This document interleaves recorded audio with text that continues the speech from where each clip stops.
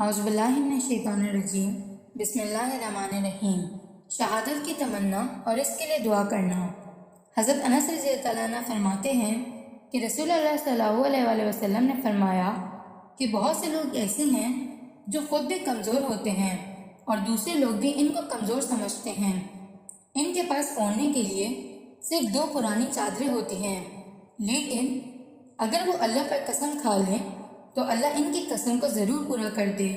اور ان لوگوں میں سے حضرت برا بن مالک رضی اللہ عنہ بھی ہیں۔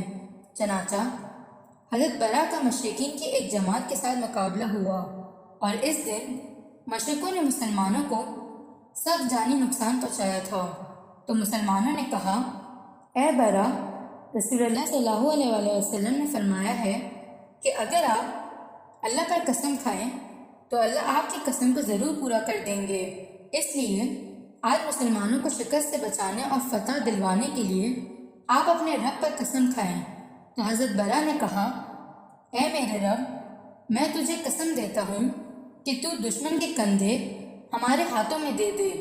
چنانچہ اس دن مسلمانوں کو فتح ہو گئی۔ اس کے بعد پھر سوس شہر کے پل پر مسلمانوں کا مشرکوں سے مقابلہ ہوا۔ مشرکوں نے اس دن بھی مسلمانوں کو سخت جانی نقصان پہنچایا۔ اس پر مسلمانوں نے حضرت برا سے کہا، اے برا، آپ اپنے رب پر قسم کھائیں۔ چنانچہ انہوں نے کہا، اے میرے رب، میں تجھے اس بات کی قسم دیتا ہوں کہ تو دشمن کے کندھے ہمارے ہاتھوں میں دے دے اور مجھے اپنے نبی کریم صلی اللہ علیہ وسلم کے ساتھ ملا دے۔ چنانچہ مسلمانوں کو مشرکوں پر فتح ہوئی اور حضرت برا خود شہید ہو گئے۔ صدق اللہ العظیم۔